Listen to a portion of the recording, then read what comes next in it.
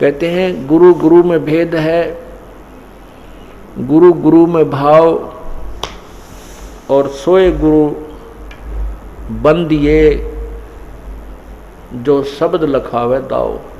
गुरु प्रत्येक को गुरु कहा जाता है जो कोई भी दिशा दर्शन दिग्दर्शन कराता है, लेकिन उन गुरुओं में अंतर होता है।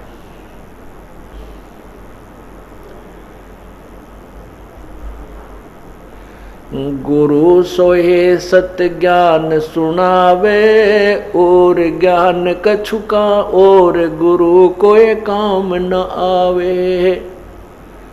गुरु सोहे तत्व ज्ञान सुनावे, और गुरु कुछ काम न आवे।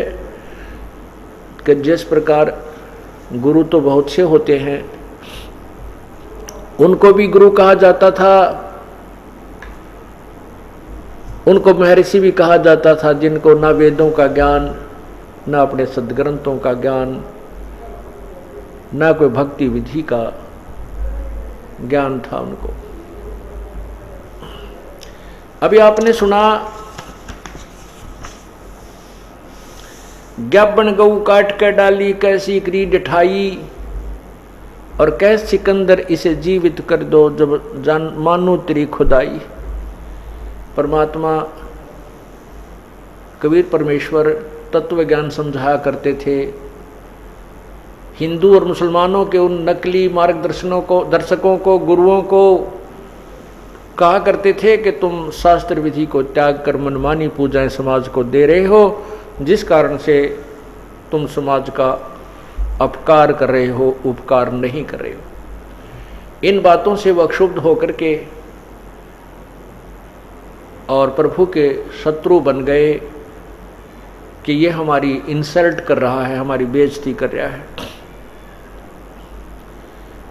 इसी के परिणाम स्वरूप एक बार सिकंदर लोधी राजा, जो दिल्ली के बादशाह थे, भारतवर्ष के जो सम्राट थे, उसके अंतर्गत अन्य छोटे राजा लोग आया करते थे। तो काशी का नवाब वीर सिंह बघेल, वो काशी के नरेश थे, जो दिल्ली के बादशाह के अंतर्गत आते थे, उनके शासन के, वो उनके जो है अंतर्गत थे, छोटे राजा थे। सिकंदर लोधी वहाँ चले गए थे। साथ में एक शेख तकी नाम का उनका धार्मिक गुरु था, जो कि भारतवर्ष के जितने भी मुसलमान भाई थे उन सब का वो मुखिया था, वो मुख्य पीर था, और वही राजा के साथ रहा करता था। राजा उसके संकेत से ही सर्व कार्य किया करता था, क्योंकि धार्मिक लोग होते थे सभी, और वो गुरुओं के ऊपर पूर्ण विश्वास करते थे, अंधविश्वास करते थे, और जो भी शेख तकी अपनी जनता को, अपने अनुयायियों को कह देता था, वो फाइनल होती थी। राजा भी, इसलिए राजा भी विवश था उस पीर के को साथ रखकर उसकी हर आज्ञा का पालन करने में। परमात्मा कबीर जी के जो शत्रु हुए थे, वो अज्ञानी गुरु, पीर, काजी, मुल्ला, उन्होंने सिकंदर लोधी के सामने उल्टी सुल्टी झूठी कथाएं सुनाकर परमात्मा कबीर जी की जो है शिकायत की, कंप्लेंट कर दी।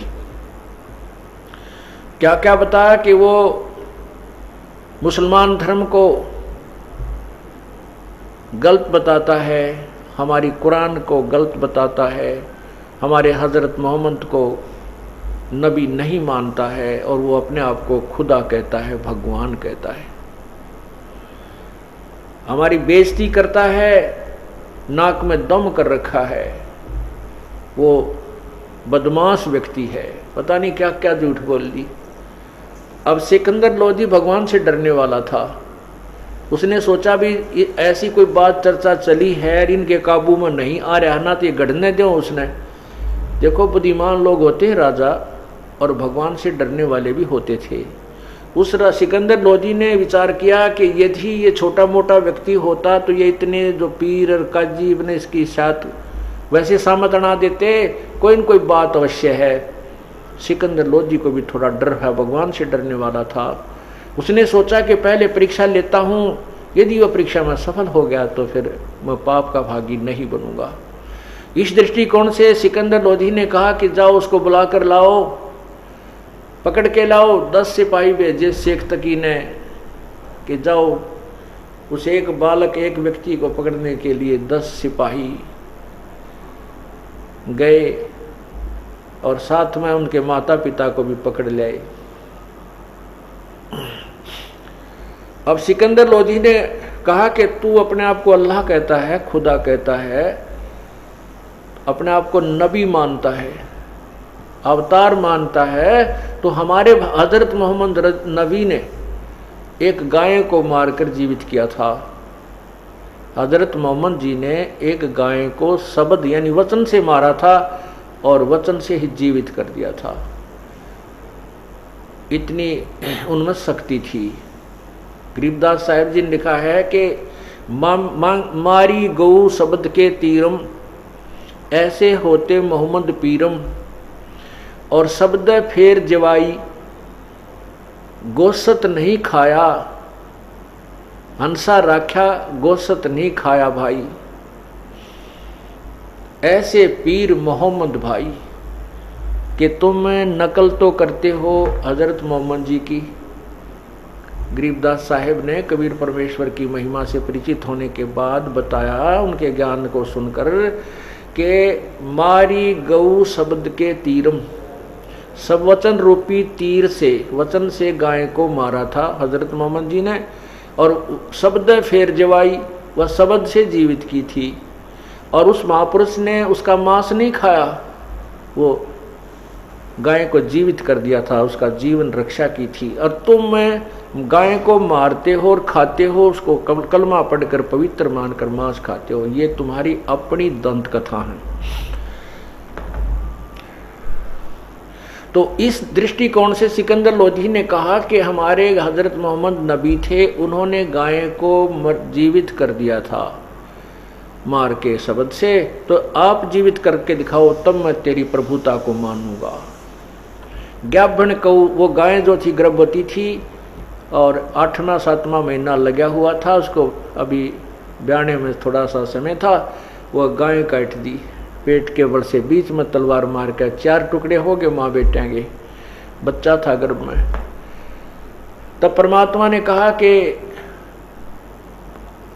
कबीर परमेश्वर ने कहा कि परमात्मा की पहचान करने के लिए केवल इतनी ही परीक्षा काफी नहीं है जो तुम सोच रहे हो कि गाय को जीवित कर देने मात्र से प्रभु मान लिया जाता है।